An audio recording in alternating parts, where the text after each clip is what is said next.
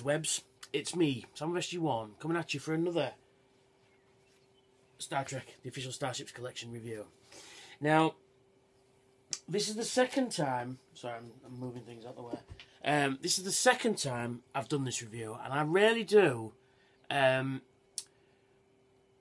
reshoots, if I can help it, because I'm very much, once it's shot, and I'll just put it up. Like I say, I'm not one of these that painstakingly cuts out all the swear words or anything like that. I can't be asked, I ain't got the time. Now, the reason is, I've just watched the Geekology Boys. There will be a link somewhere, I'll put a link in. You should really check them out. You think I'm good, they're even better than I am. Now, I'm going to be doing the Klingon Negh'Var, right?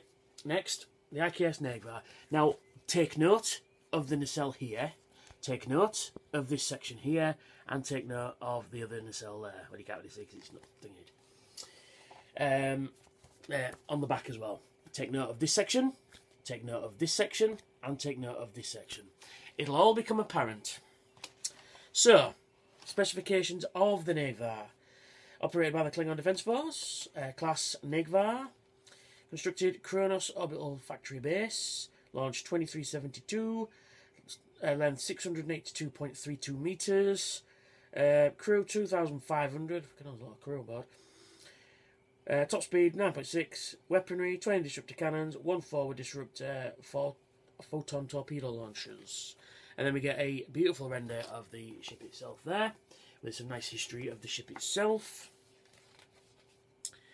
Then we get Way of the Warrior, which is the episode it predominantly featured, and it's a fantastic episode. You really should see it.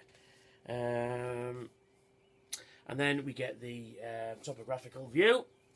And again, make note of this section, and this section, and this section. It'll all become apparent. And then it goes into Robert O'Reilly of Gowron. Robert O'Reilly on Gowron. Basically, of course, this is Klingon flagship, you know, so they're going to do a bit about Gowron, telling you from his first appearances in Next Generation till his last appearance on Deep Space Nine. And then we get the designing of the ship. John Eves designed it, and he sort of cannibalised it Klingon Vocha class and added extra bits to it, which is pretty cool. And there is the ship itself. Nice, beautiful CG render. There's the All Good Things one, because it does feature in All Good Things, minus the weapons pods and these extra sort of fins at the bottom there. And there it is, sort of taking shape, because there's no aft section there, and that's a really cool picture. It doesn't have much surface detail, but then again, it was on screen. They made it weathered. Made it look weathered, which is pretty cool. And then we get the on-screen section now, which is always good. First appearance, All Good Things. TV appearance, Star Trek: The Next Generation, Deep Space Nine, and Voyager. Yeah, it appeared in Voyager. Key appearance, Way of the Warrior, fantastic episode. And Shattered Mirror, again, a fantastic episode. Illustrator John Eves was hired between Season 3 and 4 of Star Trek Deep Space Nine. One of the first tasks was to design several new Klingon ships, but because of budget concerns, one of his concepts was turned into a studio model. Instead, it was decided to use an existing Negh'Var studio model, which was on a Star Trek exhibition in Scotland. Upon its return, the model was found to be badly damaged, as customs had broken it apart, believing there might be drugs inside. A special promotional artwork featured Worf and fleets of Klingon ships. It was created for Star Trek Deep Space Nine's 4th season. Opening episode Way of the Warrior, which is a very cool picture. That is very cool. It was also used on the VHS covers in the UK.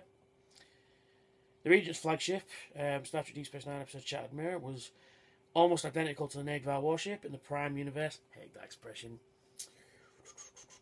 A special, except it was much larger, a special 30 feet, a specially built 30-foot long studio model just of the underside of the ship was built to make appearance to make it appear enormous in comparison to the Defiant. And then we get the CG render on the back. Right. onto the model itself. That view looks pretty cool. That view looks pretty cool. Overall, not bad. It's missing some lights down the middle there. Now, the nacelles here look a bit shit. They're not supposed to look like that, are they? Like I say, I did say take special note. It's where's the? There, the more pointy at the aft there. They've got a much more pointy look to them. Actually, that's a better view of showing you than I've fiddled with pages. They're very pointy. These are just sort of thrown together, and this is a big thing. It's got a gap there. That is lazy. Lazy, lazy, lazy. I mean, I paid £10 for this. That's lazy. And again, under the undersection here, it's not even painted. And it's clearly they've just been lazy with this one. And there's a horrible glue smear at the back. And the nacelles are not painted. The impulse engines are not painted. For some reason, they've got impulse blindness. Ben, if you're watching, what are you doing? There's no clear plastic in the nacelles, and the nacelles look. I thought there was something wrong with it. Like I say, the Geekology boys pointed this out because I've just done a review of it before I watched their recent video, and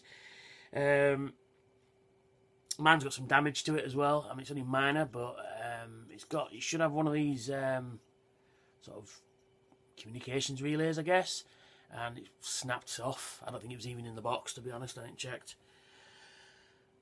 Disappointed with this and the Enterprise C.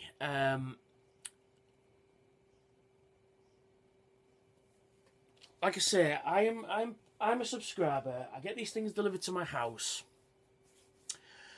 and it seems like the ships that people want are the ones they are just going blah with. Enterprise C is a big example of that. I mean, and this one is as well. A lot of people have said, "Oh, I can't wait for the Negh'Var," me being one of them as well. And overall, it looks nice, but it's just those glaring errors. That is unacceptable. That is totally unacceptable for the amount of money they are charging me for this thing. It really is unacceptable. I want this sorted. I want a better version of this. I want a better version of the Enterprise C. I am prepared to pay for a better version of it. But come on, lads. Come on. Come on. You know, how can you... I mean, this is the thing, right? Delta Flyer, because it's just there, is brilliant. It looks nice. It's got some nice, good. It's got some great light piping. They've even done the underside here. They filled that in. It's got some nice detail in it. Painted up lovely. Yes, it is missing a couple of paint apps, but nothing to warrant me to go, well, you know, I'm disappointed. I really enjoyed this ship a lot. I thought it was brilliant when I got it. I still think it's brilliant now. This is a ship they could have, you know, done without. We could have got away with not having that ship. It's brilliant. Again, same thing with the runabout. Again, the runabout, brilliant. It is missing the plastic in the cells, but it's got plastic in the buzzard collectors there. Again, another brilliant thing. It is missing a registry number off the bottom up there, and it's missing a couple of paint apps from the bottom. But other than that, again, a brilliant ship. It's well designed. It looks fantastic. But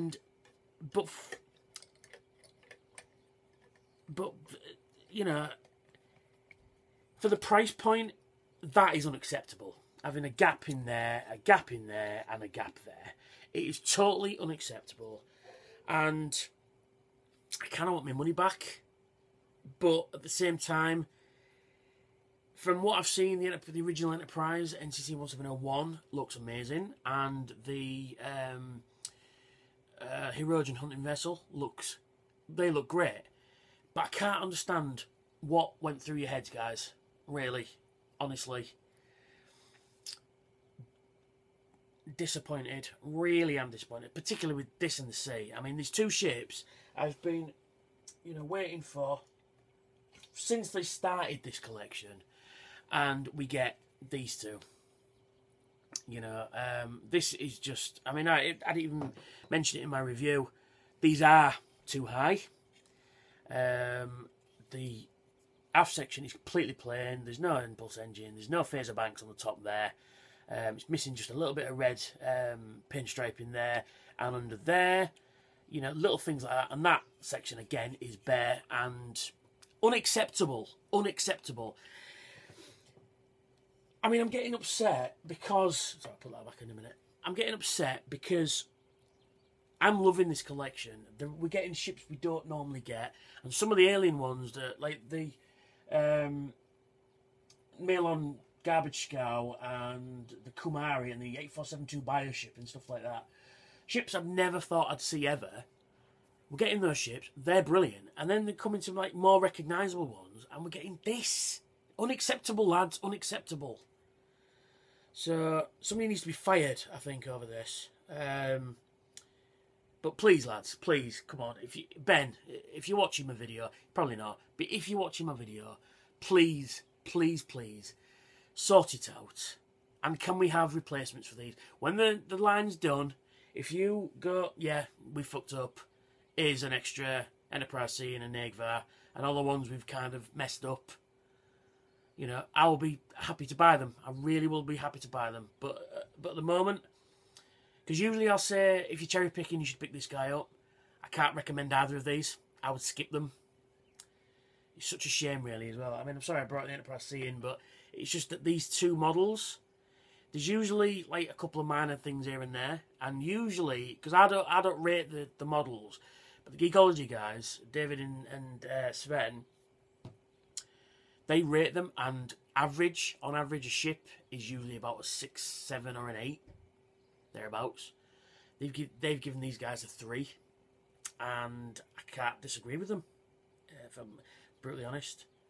But yeah, I mean, you get your stand, it says Negh'Var, and it connects thusly. I mean, it's not as if like they've done the Klingons bad in the past, because every Klingon ship they've done, including the Enterprise ones, have been brilliant. Really have been great. I just can't. I mean, like this one. Like this one. This one is a fantastic model. It is missing, you know, clear plastic, but this is what it looks like in the episode. There is no, you know, things in the nacelles, and those are too small to put plastic bits in anyway. That's fine, you know, but like these pipes, these conduits that run across the top, this is a perfect example of how to do a ship. It looks like a Klingon ship, it feels like a Klingon ship, and they've not scrimped on any of the details at all. I mean, the reason why it doesn't look quite so detailed is because they're going for the CG model, which it was not detailed, quite as detailed in the show. That's fine, but when you've got one like this, and you've got glaring errors in like that, unacceptable, guys. Really is unacceptable. I mean, this is the first time I've done a video that I've actually berated the ships, because of the fact that, you know, I'm just so disappointed in two ships I've been waiting for a while. So, but anyway, yes, please, Eaglemoss, if you're watching, Ben especially, sort it out. Get it sorted. We want better. We want more bang for our buck, so to speak. You know, so, well, that's me. That's this review. I'll catch you all later. Bye for now.